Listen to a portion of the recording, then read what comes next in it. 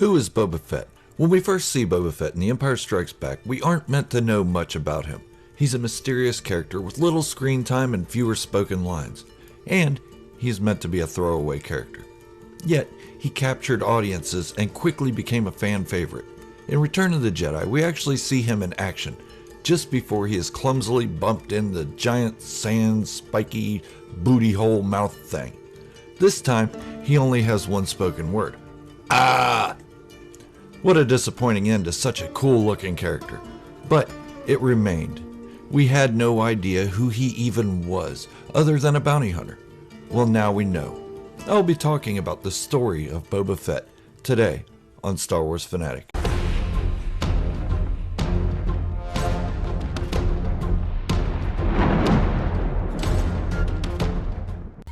If you're new around here at these parts, go on and hit that subscribe button like there ain't no room in this town for the two of yous.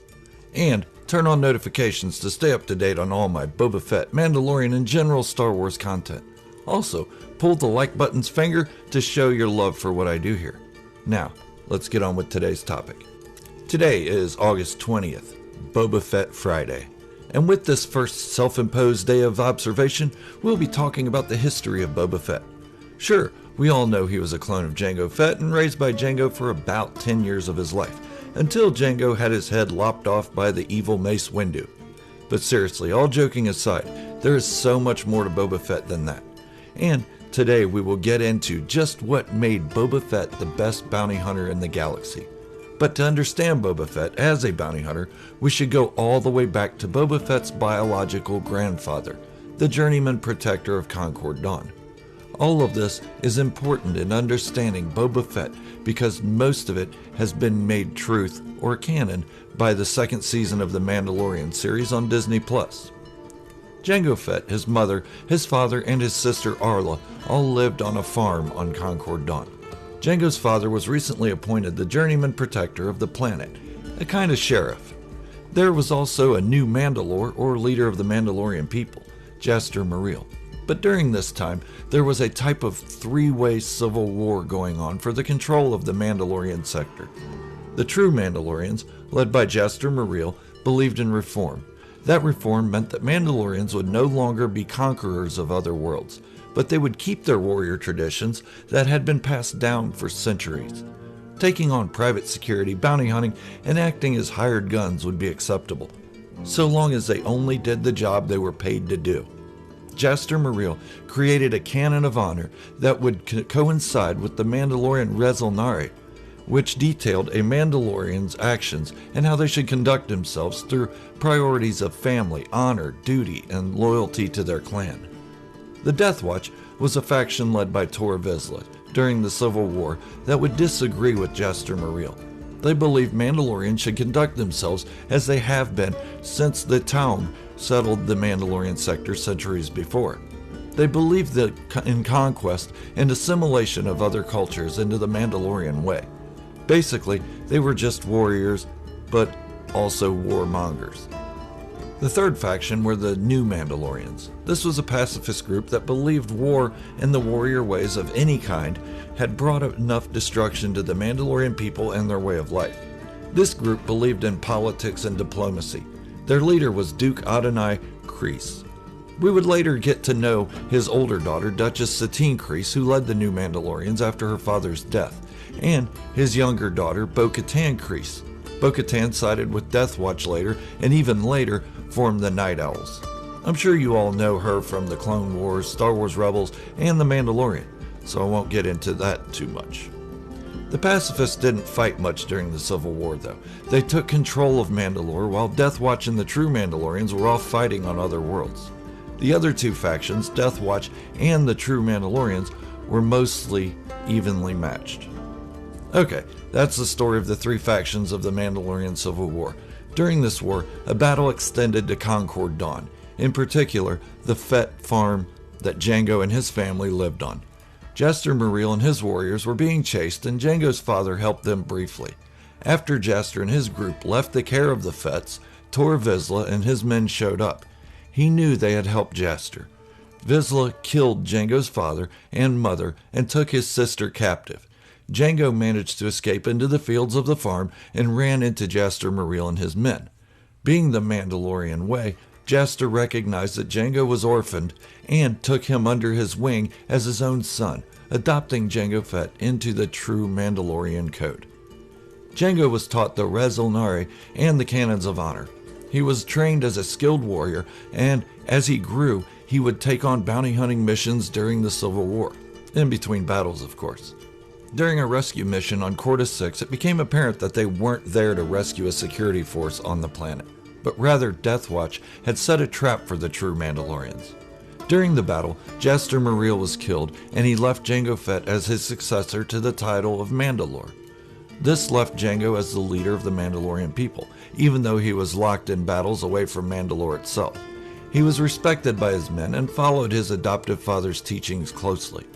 Even though Jaster Muriel had been killed, Death Watch wanted all the true Mandalorians wiped out. So, Tor Vizsla set another trap for Jango Fett and his soldiers. This time, he involved the Jedi, and not just any Jedi, Master Count Dooku and his Padawan. The trap was a success for the most part, in the grand scheme of Death Watchers, that is. Jango was captured by the Jedi and put into slavery aboard a spice ship, but all wasn't lost. Jango had poisoned Tor Vizsla and left him to be killed by attacking animals. During his period as a slave, the war had ended. Jango managed to escape and retrieve his armor. While escaping, he stole a Firespray 33 class patrol ship. This later would be known as the Slave One, to remind him of his time as a slave and what he went through to escape it. When he returned, the Mandalorian Civil War was at a standstill. Death Watch had been exiled to the Mandalorian moon of Concordia, where they were believed to have died out. Mandalore was being controlled by the pacifist New Mandalorians, and all Jango's soldiers had been killed, except for the true Mandalorian who had betrayed him, Montross. Montross left the war and became a lone bounty hunter, and Jango was now a clan of one, alone with his Slave One. He would become the most notable bounty hunter of his time, but he had competition. This competition was his former colleague, Montross. After the Battle of Naboo, the Jedi Master who captured Jango would ultimately turn to the dark side and secretly devise the beginnings of the destruction of the Jedi Order and the Republic. The first step was to create an army for the Republic in order to initiate a war between the Republic and the growing separatists in the galaxy. So, Count Dooku devised a kind of competition, a competition between Jango Fett, who Dooku had witnessed kill 6 Jedi with his bare hands, and the one that betrayed Jango, Montross. Ultimately, Jango Fett won out and was invited to be the DNA template for the Grand Army of the Republic, before the Republic knew they were even going to have an army. Jango asked for 2 things from the cloners. He wanted a substantial payment and one unaltered clone to raise as his own. The clone son would be named Boba Fett. Jango raised his new son Boba from infancy. He taught Boba everything he was taught himself.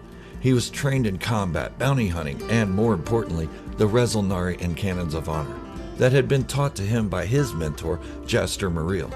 Jango would continue those codes of conduct until his death.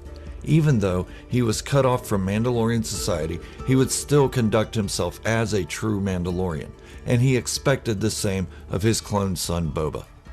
During his stint with the Kaminoan cloners, Jango would also take on the role as private security for Count Dooku. He would often take young Boba with him on assignments.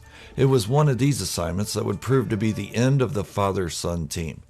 Anakin Skywalker and Padme Amidala were captured on Geonosis along with Anakin's master, Obi-Wan Kenobi. They were sentenced to death by the Geonosians in the arena, but as they fought off the beasts of the Romanesque stadium, the Jedi arrived with the newly discovered clone army, and so the Clone Wars begins. During the battle, Jango killed several Jedi, but was soon outmatched by a Jedi Council leader, Mace Windu. Mace killed Jango in full view of Jango Fett's son, Boba. As the Clone Wars raged on, Boba Fett stayed on the move. He would learn the bounty hunting trade from other notable bounty hunters such as Aurra Sing, Cad Bane, and Bossk. Boba Fett was learning it fast. This is crucial in his development as a character because it's important to know that Boba intended to fill his father's role. When Boba was about 12 years old, he pretended to be one of the other clone cadets. They toured a Republic cruiser and learned some of the functions of the ship. His mission was simple: blend in and plant a bomb in Mace Windu's chambers. This would exact his revenge for the Jedi killing his father. The plan failed, but he did succeed in bringing the cruiser down. Just before that, he boarded an escape pod with some of the clone cadets. This is one of the signs that he still followed his father's teachings of the canons of honor and the Res Ilnari. When Boba was being retrieved by Aurra Sing from the escape pod, he showed a compassion for the innocent cadets left behind. He wanted to save them, but Sing gave him no choice. The plan ultimately failed with another attempt on Mace Windu's life on the surface below.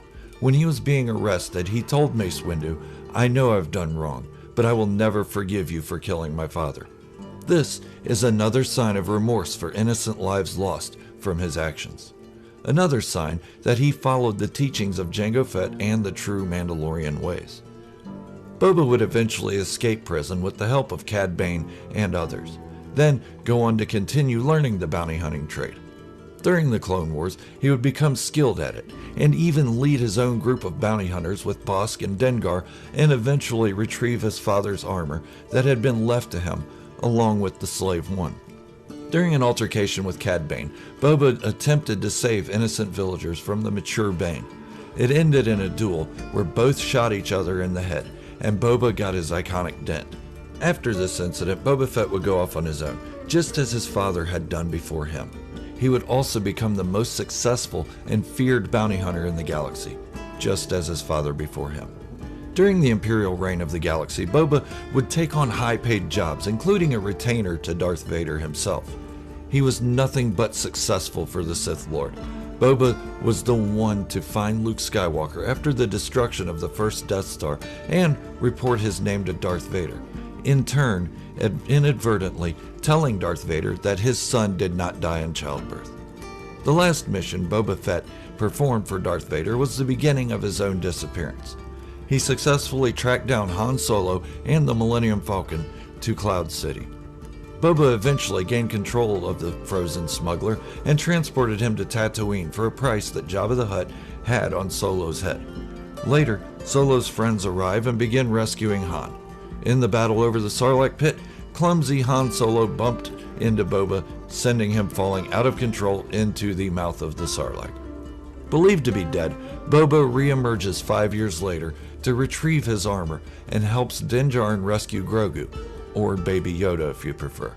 When that mission is complete, Boba Fett and his accomplice, Fennec Shand, kill the remaining thugs in Jabba's palace and take control of the former gangster's fortress.